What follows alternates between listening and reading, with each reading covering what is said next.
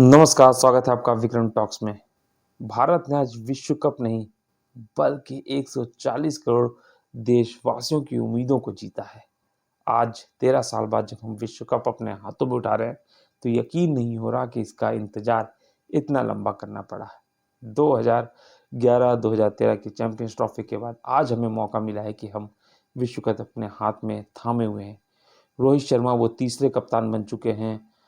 बात की जाए कपिल देव और महेंद्र सिंह धोनी के बाद, जिन्होंने वर्ल्ड कप को अपने हाथ में उठाया। वहीं टीम की बात की जाए तो सारे खिलाड़ी नए थे और हम अब उन्हीं खिलाड़ियों की बात करने जा रहे हैं जिनके बारे में अगर सोचा जाए तो शायद यकीन नहीं होगा कि आज से 1 डेढ़ साल के अंदर अंदर ऋषभ पंत के साथ पिछले आईपीएल में जो अभी ख़त्म हुआ उसमें हार्दिक पांड्या किस किस मेंटल ट्रॉमा से गुजर रहे थे। सूर्य कुमार यादव की बात की जाए कि वो विश्व कप में फेल हुए थे जब 50 ओवर का था। अर्शदीप की बात की जाए तो कहीं ना कहीं उन पर कई सवालिया निशान खड़े हो रहे थे। जसप्रीत बुमराह अकेले ब्रह्मास्त्र बन रहे थे, सफलता असफलता की गारंटी नहीं थी। 2022 का वर्ल्ड कप वो इंजरी की वजह से खेल नहीं पाए थे।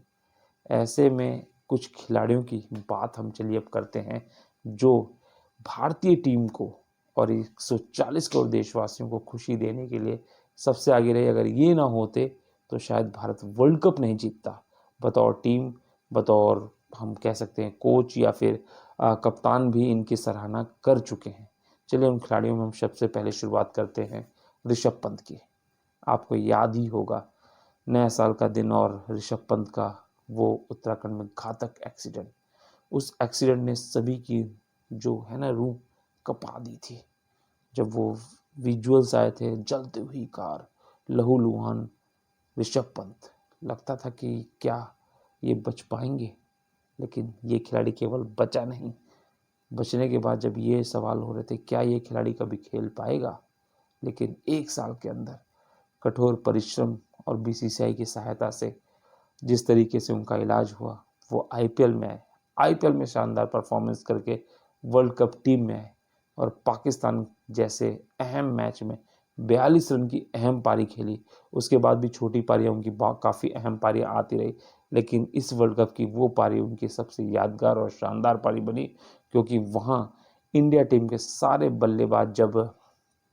ताश की पत्तों के ढह रहे थे ना, तो ऋषभ पंत का ही बल्ला चला था और 42 अंक की बदौलत भारत वहाँ 119 पहुंच पाया और जहां पे वो स्कोर को बचा पाया। ऐसे में इस खिलाड़ी की जितनी तारीफ की जाए उतनी कम, कि एक्सीडेंट बिस्तर से लेके वर्ल्ड कप ट्रॉफी उठाने तक का जो सफ़र है वो इतना आसान नहीं था। चलिए अब हम दूसरे खिलाड़ी की बात करते हैं, हार्दिक पांड्या। जी हाँ, हार्दिक पांड्या, जिन पर अब तक हमेशा ये सवाल खड़े होते रहते हैं कि बड़े मैचों से पहले हार्दिक पांड्या को चोट लग जाती है, चाहे इस बार का 50 ओवर का वर्ल्ड कप हो या फिर अन्य कई मैचेस हों। और उसके बाद मुंबई इंडियंस के कप्तानी को लेकर जिस तरीके से वो गुजरात टाइटंस से मुंबई इंडियंस जाते हैं, वहाँ कप्तान बनते हैं, रोहित शर्मा का दिल टूटता है, फैंस का दिल टूटता है, मुंबई इंडियंस फैंस का दिल टूटता है। उनको अपने ही ग्राउंड पे बू किया जाता है, मतलब चिढ़ाया जाता है कहीं ना कहीं। कई हमने मौक़ों पे देखा है कि मुंबई इंडियंस का इस बार प्रदर्शन जब बहुत ज़्यादा ख़राब था तो सभी उनके खिलाफ थे, लेकिन जैसे ही उन्होंने नीली जर्सी पहनी ना, सब कुछ वो भूल गए। और वहीं रोहित शर्मा का जिस तरीके से साथ दिया बतौर उप कप्तान, वो देखने लायक था। और आज के मैच में भी हार्दिक पांड्या ने जब साउथ अफ्रीका के खिलाफ अंतिम ओवर फेंका, तब भी कहीं ना कहीं रन तो बचाने थे, 16 रन के आसपास थे, लेकिन उसको इस तरीके से डिफेंड किया कि 7 रन बचे भी रह गए और भारतीय टीम जीत भी गई। आपको याद ही होगा, नहीं याद है कि तस्वीरों में देख सकते हैं आप, हार्दिक पांड्या किस तरीके से तिरंगा लहरा रहे हैं, पूरे मैदान में घूम के तिरंगा लहरा रहे हैं। यहाँ तक कि रोहित शर्मा ने भी लाइव इंटरव्यू में उनको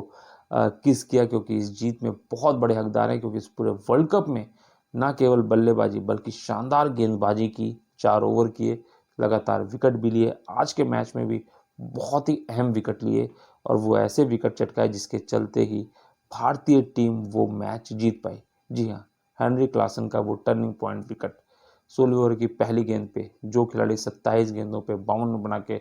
भारत से पूरा मैच खींच चुका था, उसके विकेट को लेने के बाद हार्दिक पांड्या ने भारतीय टीम की न केवल वापसी कराई बल्कि मैच भी जिताया। तो हार्दिक पांड्या की यहाँ तारीफ करनी चाहिए कि जो उनके पारिवारिक कलह की बात आई थी, जिस तरीके से मुंबई इंडियंस को लेके और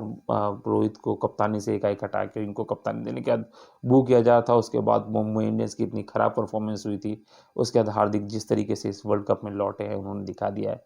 कि नीली जर्सी पहनते ही उनमें सारा जो कहते हैं ना सब कुछ वो भूल गए, केवल एक ध्येय था भारत को वर्ल्ड कप जिताना और उसमें वो बतौर उप कप्तान भी कामयाब रहे। ऐसे में कहा जा सकता है कि इन खिलाड़ियों की जो कहानियाँ वो इतनी प्रेरित कर रही है कि उसमें अर्शदीप की भी कहानी है। जब वो पाकिस्तान के खिलाफ आपको वो कैच छूटा था तो कई उनके खिलाफ नारे लगे थे, लेकिन इस वर्ल्ड कप में अर्शदीप ने दिखा दिया कि गलतियां कभी कभी हो जाती हैं, लेकिन इस बार गेंदबाजी की बात की जाए तो वो विकेटों के मामले में भी शानदार तरीके से 14 से अधिक विकेटें ली उन्होंने। और कहा जा सकता है कि दमदार बुमराह ब्रह्मास्त्र ऑफ इंडिया नाम कहा जाए तो गलत नहीं होगा, क्योंकि जब भी जरूरत पड़ती है तो इस ब्रह्मास्त्र का उपयोग रोहित शर्मा ने किया और उसको रिजल्ट में कन्वर्ट करके दिया बुमराह ने। वो चाहे पाकिस्तान के खिलाफ मैच हो या अन्य दूसरे ग्रुप स्टेज या सुपर 8 के मैचेस की बात हो, लेकिन वर्ल्ड कप फाइनल में भी भारत के यहाँ से मैच फिसल सा रहा था, लेकिन वो जो 17वां ओवर था वो इतना शानदार कि मार्को यानसन का विकेट भी लिया, मात्र 3 रन दिए, जिसकी वजह से रनों का आंकड़ा बढ़ा और प्रेशर पड़ता चला गया। चोट से जूझ रहे थे, 2022 का T20 वर्ल्ड कप भी नहीं खेल पाए थे, 50 ओवर के वर्ल्ड कप में दिल टूटा था, लेकिन इस खिलाड़ी ने इस बार दिल टूटा नहीं बल्कि जोड़ के भारत को दिलाई है शानदार जीत। तो कहा जा सकता है कि भारतीय टीम के ये खिलाड़ी न केवल चमकते सितारे बने हैं बल्कि जिन परिस्थितियों से निकल के इन्होंने भारतीय टीम को जिताया है उसकी हौसला अफजाई तो बनती है, बाकी इनके लिए तालियां भी बनती हैं कि ये हर एक परिस्थितियों से लड़ते हुए सकारात्मक सोच के साथ भारत को विश्व कप दिला के लाए।